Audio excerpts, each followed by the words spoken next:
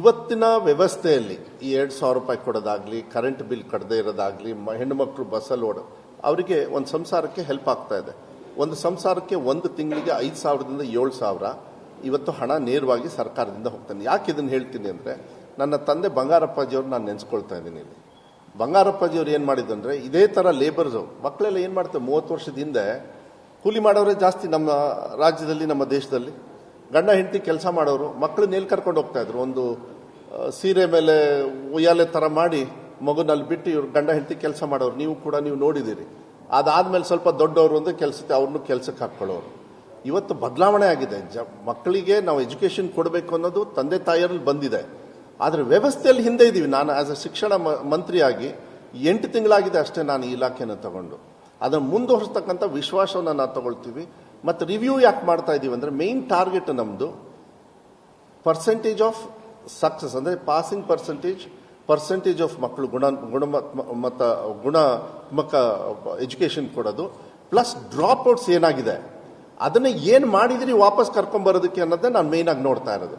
ಅದನ್ನ ನನಗೆ ಅರ್ಥ ಆದರೆ ನಾನು ಕಾನೂನನ್ನ ಚೇಂಜ್ ಮಾಡ್ಬೋದು, ಇನ್ಕ್ಲೂಡಿಂಗ್ ದೀಸ್ ಥಿಂಗ್ಸ್. ಏನು ಅಲ್ಲಿ they are influenced by early income ಬರ್ತಾ ಇದೆ ಅಂತಕ್ಕಂಥದ್ದನ್ನು ಮಕ್ಕಳನ್ನ ಇದಕ್ಕೆ ಕಳಿಸ್ಕೊಡ್ತಾ ಇದ್ದಾರೆ. ಅದನ್ನ ಬೇಕಾದ್ರೆ ನಾನು ನೋಡ್ತೀನಿ ಅದನ್ನ. ಯಾಕೆಂದ್ರೆ ಸೆಂಟ್ರಲ್ ಗವರ್ಮೆಂಟ್ ಇರೋದ್ರಿಂದ ಅದನ್ನ ಚರ್ಚೆ ಮಾಡಿ ನಮ್ಮ ಸರ್ಕಾರದಿಂದ ನಾವು ಯಾವ ರೀತಿ ಅವ್ರಿಗೆ ಮನವಿ ಮಾಡಬೇಕು ಅದನ್ನು ಒಂದನ್ನ ಮಾಡೋದು. ನೋ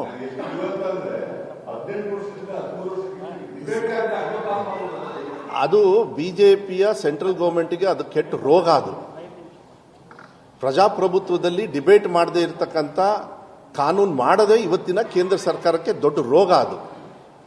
ಅದು ನಾವೇನು ಮಾಡೋದಕ್ಕಾಗೋದಿಲ್ಲ. ಇವತ್ತು ಅದನ್ನು ಸೋಲಿಸಬೇಕು ಅಂತಲೇ ಇವತ್ತು MP ಚುನಾವಣೆಯಲ್ಲಿ ನಮ್ಮದೇ ಆಗಿರ್ತಕ್ಕಂಥ ವ್ಯವಸ್ಥೆಯಲ್ಲಿ ನಾವು ಮುಂದುವರಿಬೇಕಾಗ್ತದೆ.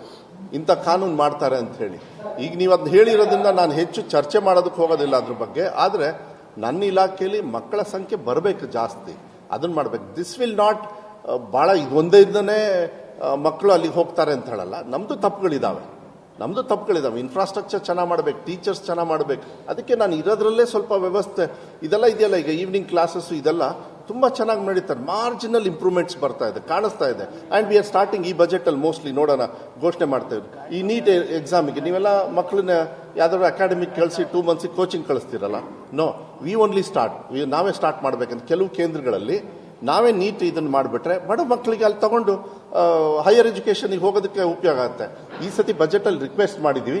ಮೋಸ್ಟ್ಲಿ ಮುಖ್ಯಮಂತ್ರಿಗಳು ಓಕೆ ಅಂತ ಹೇಳಿ ಹೇಳ್ತಾರೆ. ಇದು ಬಹಳ ಅದ್ಭುತವಾಗಿರ್ತಕ್ಕಂಥ ವಿಚಾರ. ಯಾಕೆಂದರೆ ನೀವು ನೀಟಿಗೆ ಕಳಿಸ್ತಿರಲ್ಲ, ಮಂಗಳೂರು ಬೆಂಗಳೂರು ಅಲ್ಲಿ ಕಳಿಸ್ಬಿಡ್ತಾರೆ ಹಳ್ಳಿ ಕಡೆಯಿಂದ. ಬೇಡ, ನಾವೇ ಒಂದು ಮಾಡಿ ಕೇಂದ್ರವನ್ನು ಮಾಡಿ ಅಲ್ಲಿ ಮಕ್ಕಳಿಗೆ ಫ್ರೀ ನೀಟ್ ಕೋಚಿಂಗ್ ಎಲ್ಲ ಮಾಡಬೇಕು ಅಂತ ಈ ಸತಿ ಕೇಳಿದ್ದೀನಿ. ನೋಡೋಣ ಬಜೆಟಲ್ಲಿ ಯಾವ ರೀತಿ ಆಗ್ತದೆ.